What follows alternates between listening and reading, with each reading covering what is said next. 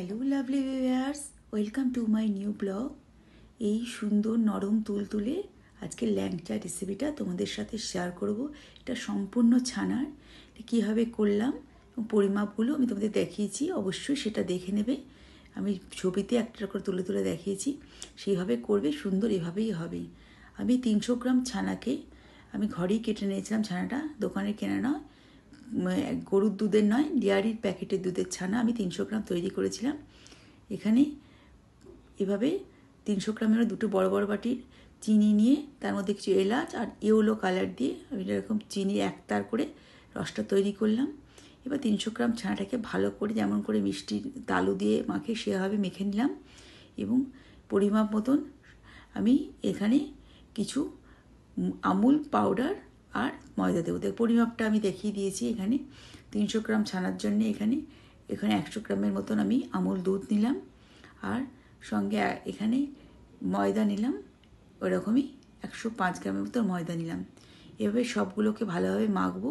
তার আগে আমার 3 চামচ থেকে 4 চামচ, বড় বড় চামচে 4 চামচ, ছোটো চামচ 3 চামচ ঘি এর মধ্যে আমি একটু গরম করে মিশিয়ে নিলাম। আগে কিন্তু ছানাটাকে ভালো করে মশটে নিতে হবে 10-15 মিনিটের মধ্যে। এবার তার মধ্যে একটু 8-10 চামচ গুঁড়ো চিনি মিক্সারে পিষে নিলাম।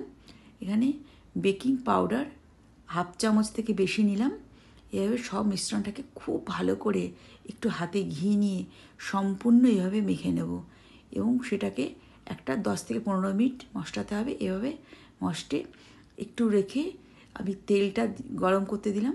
তেলটা গরম হচ্ছে, সব লেচিগুলো কেটে ল্যাংচাগুলো সবগুলোকে গড়ে নিলাম। এদের অনেক ল্যাংচা হয়েছিল 300 গ্রাম ছানার।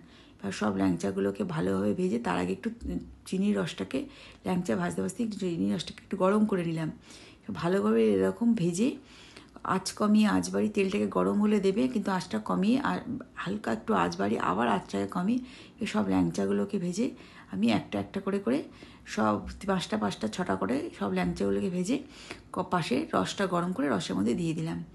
এইভাবে বন্ধু 1 থেকে 1.5 ঘন্টা চাপা রেখে দিলেই রসকে ফুলে উঠবে ল্যাংচাগুলো খেতে অতি সুন্দর হয়েছিল। তোমরাও এভাবে বানাবে এবং এরকম সুন্দর রেসিপি এরকম তৈরি হয়ে যাবে। যদি তোমাদের রেসিপিটা ভালো লাগে, লাইক, শেয়ার, সাবস্ক্রাইব করবে, অবশ্যই করে খাবে, কমেন্টে এসে লিখবে। এবং ল্যাংচা তৈরি করতে কার না ভালো লাগে না? এরকম সুন্দর একটা মিষ্টি, খুবই আনন্দ হয়েছিল এবং খুব সুন্দর খেতে হয়েছিল। এবং রেসিপিটা ভালো লাগলে অবশ্যই বন্ধু পরিজনের শেয়ার করো। ভালো থাকো, সুস্থ থাকো, নমস্কার।